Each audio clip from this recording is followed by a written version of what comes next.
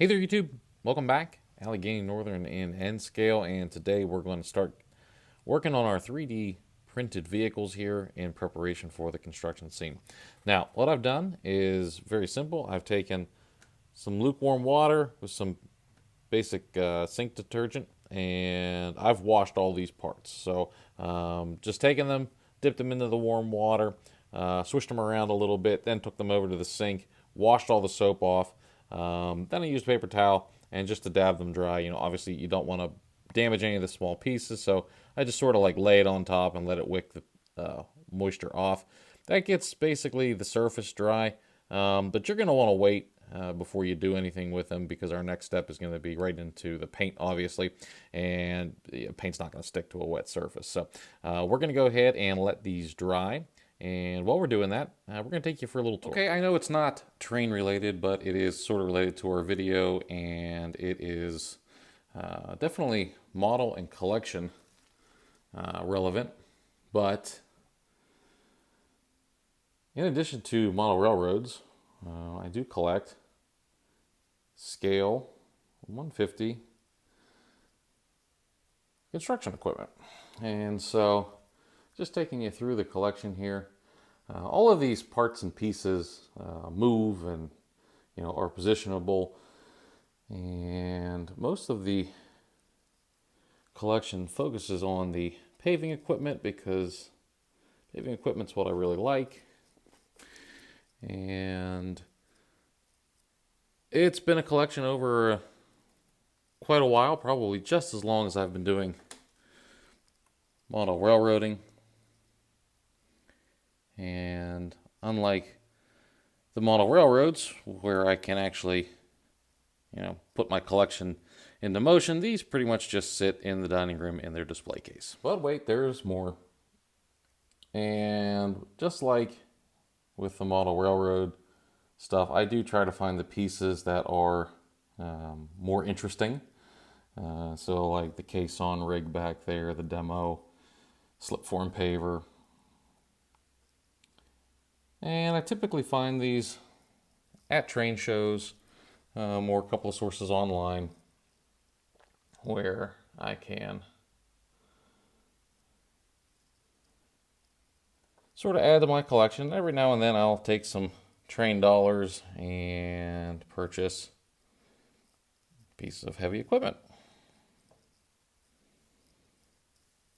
And the very last piece there, oh, the light just came on, so little glare, but more paving equipment, some demo equipment, some forestry equipment, and then back into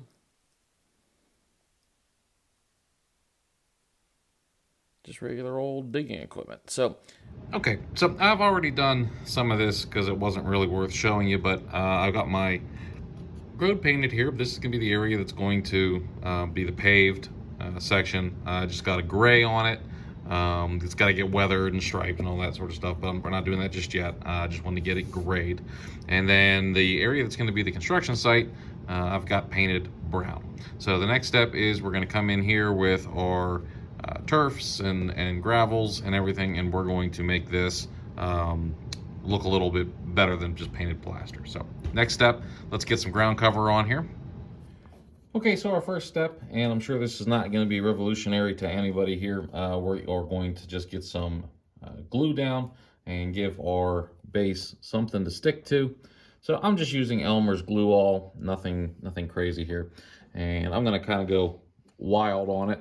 So we're just going to get this all spread out here. This is going to be the area that we're going to be working today. So I'm just going to hit all this with glue. You could use Mod Podge or whatever, scenic glue you're using. It's pretty much all going to get you there. So, all right, and then the next step, we're going to take our paintbrush, which I've got soaking in water, and we're going to use it here just to kind of spread this out and get a nice even layer. It's okay if you build up a little bit of texture because you're modeling dirt here, so dirt has texture.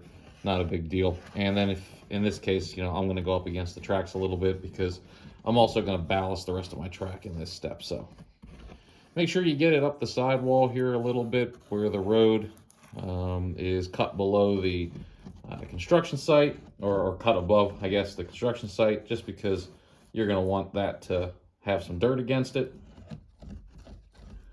And then we're just going to take this all the way down.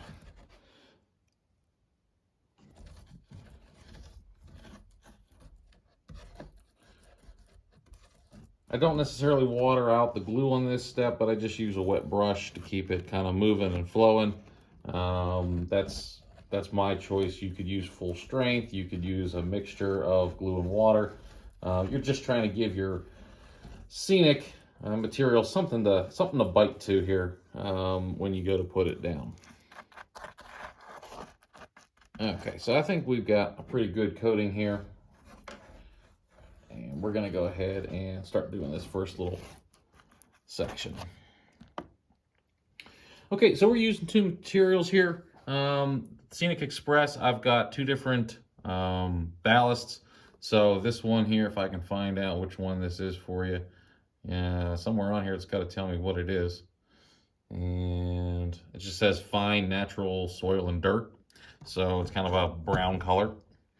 And then the other one is a medium natural soil and dirt. And it's also kind of a brown gray color. So we're going to start big and work our way down. For this first step, we're going to just sort of pour this out. It doesn't really have a shaker. It's got a pour. And I'm going to make basically a giant windrow down the middle here that I can use my fan brush to spread out. So once I've got what seems like it might be enough material, I'm going to go ahead and switch on over to my brush and get this somewhat evenly spread out in my work zone. We're going to add some textures and rough this up here in the next step. So for now, I just want to make sure I have enough material down to start acting as my construction site. And the reason we're starting with the big stuff is because your bigger rock and your bigger material is always going to be on your bottom. If you're building up a road, or you're building up a building site, and they're using stone or crushed concrete or something to do that, they always start off with the bigger rock, and then they choke it in with a smaller material. And we are going to do the exact same thing here, and you'll see what that looks like. And it makes for a very stable base. Now, I don't want this necessarily to be right up against my rails, because I am going to ballast it, and our construction crews would be off to the side of the railroad tracks. They wouldn't be on the right of way. So we're just going to brush some of this off. Okay, and then once we get that sort of how we want it, since that is our base material, now I'm going to come in with a spoon and this finer material, and I'm going to add a little bit of extra detail. Now, don't forget, I think this is a step that a lot of us forget when we're modeling. Just because our material comes in a certain color does not mean we need to leave it that color. You can take an airbrush or a regular brush, and you can change the color slightly to give it a little more variation. And I'm going to take a look and see what this looks like at the end. And if I feel that it looks, good enough, then I'm not going to do that. But if I feel like it needs a little extra color to make it look more realistic, then I'm going to go ahead and hit it with the airbrush. So we'll just see how that turns out. So I don't really have a pattern here, just sort of hitting the material, kind of where I want it. And now our very next step here is just going to play with the material just a little bit. And I want to make it sort of blend a little bit, that, it's not like I put one material down and then I came and put another material down, even though that's exactly what I did. I don't want it to look like that. So I'm going to just agitate this a little bit with the fan brush to sort of get a little bit of a pattern out of this thing and make it look a little more natural. And then the next step is going to be that we're going to spray it with water and add the scenic cement to it. And when we do that, obviously, if you added any fine detail with your brush, you're probably going to lose it anyway. So it's not really a big deal. So this is my base layer here. So that I don't get it stuck on my road, I'm going to go ahead and brush the extra material. And I'm doing this left-handed, and I'm not left-handed, so bear with me. But that's what you're going to do. I'm going to finish that last little bit down there, and then we'll come back for the next step. Okay, so just doing a quick flyover here as we get to the next area that we're going to work in, and just showing you that I got all that dirt in place. And now I'm going to reposition the camera down here at the end. And I'm sure that most of you have noticed, if you've got any kind of highway near you or someplace where they're working on a very large road project, you'll notice that they'll start in one area or maybe in multiple areas, you know, beginning, middle, and end kind of thing. And then as one area progresses, those crews just kind of keep moving along, or there's other crews that come in. So what happens is, you know, if you've got a road project and stretching over miles and miles of work, you get a crew that comes in, they start the initial demo and the excavation, start putting utilities in, and then as those tasks complete, they keep on moving down along the highway so that the next crew can come in and they can get the stone ready, and they can get, you know, all the fine grading done, and then before you know it, you've got paving going on. So it's not uncommon to see a job site in all the stages of construction, from we're still digging ditches to we're getting ready to open lanes and painting the lines. So I want to represent that here a little bit, since I've got a kind of a long strip of realty on the layout that I can use. So on this end here, what we're going to do is we're going to represent an area that's a little bit further along. So it's past the digging, and it's past the rough grading, and now we're getting the fine grading done, getting ready for our wear surface, our concrete, or our asphalt.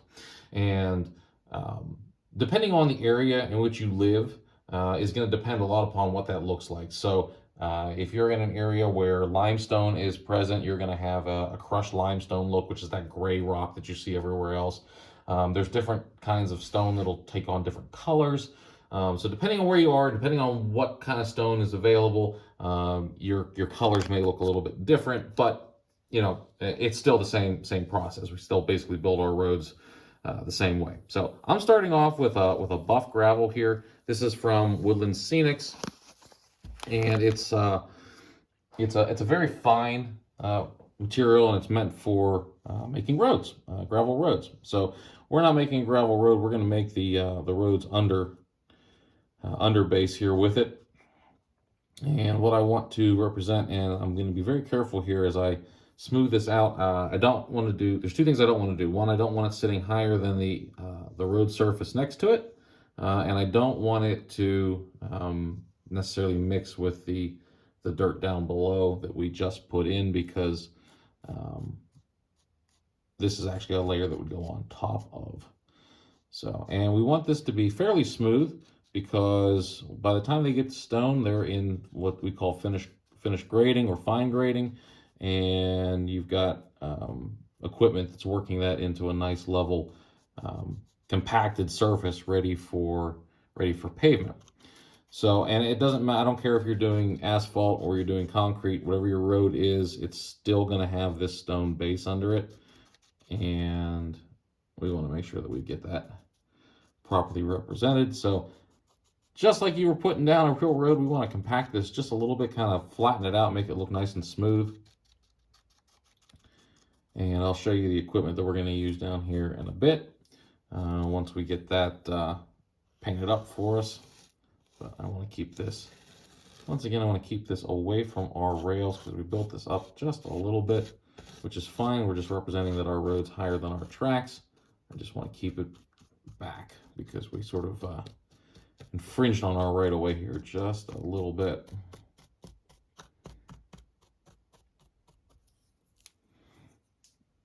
So I'm going to build this back up.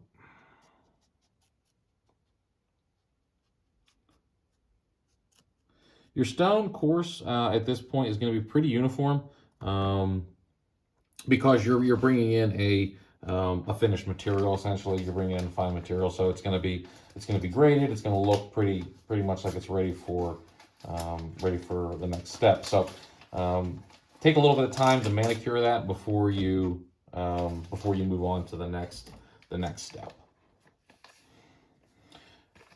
Okay, and so what we're going to do here is I've just got another material from Woodland Scenics. It's the same gravel, but it's just in a different color. It's in a gray.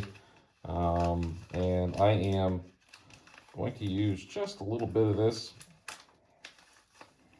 I'm going to show you why here in a second.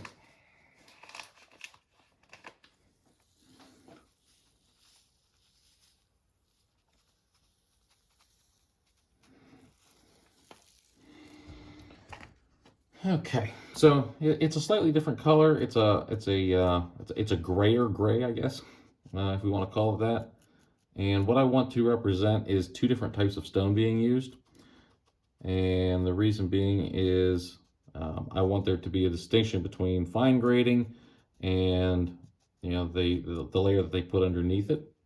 So typically this would be in rock size, but I'm going to kind of force that perspective a little bit by making the under stone a little bit darker and the top stone a little bit lighter. And then I'm just going to, once again, sort of level that out. Kind of brush this over. And I'm going to leave that just like that. Okay, so we have represented our layers here, basically. And I'm going to go ahead and hit that all with some scenic cement and lock it all in place. Okay, our next step is a primer step, and what we're going to do is we're going to take our surface primer. I'm just using Vallejo 73.600. It's a white, and the reason I'm using white is because most of this equipment is probably either going to be painted white for the trucks, or it's going to be yellow for the construction equipment, and a white is just going to give me a good starting point for that. And our first coat is just going to be a very light scratch coat, and all I want to do is sort of get some texture on our vehicles because they are so small, and because the plastic is so smooth. I want to get a little bit of a texture on them so that they can future layers will have something to bite to, basically. And I'm going to grab my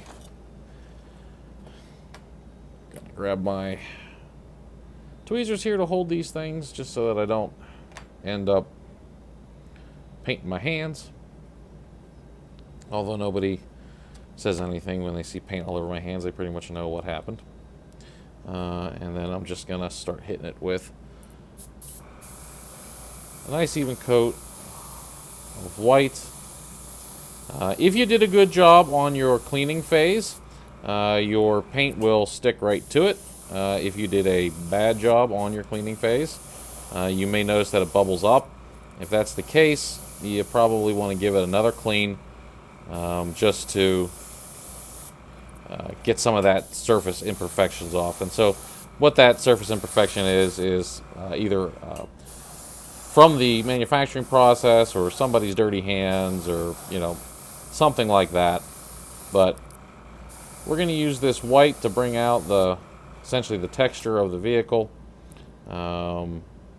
If they've modeled details on your model, or you've modeled any detail on it, this will help show you where that is. So when you come in here to paint it, it'll be visible. And I keep dropping this on here. Try not to do that with your finish coat. For the primer, I'm not going to worry about it. And then don't forget to get your underside as well, because you're going to want to paint that at least a black. So once you've got it primed, you'll have a nice uniform white color all over your model. If you missed a spot like I did, just go back and hit it. And you're going to do all of the models just like that, get them all nice and primed before we come back for the finish coats.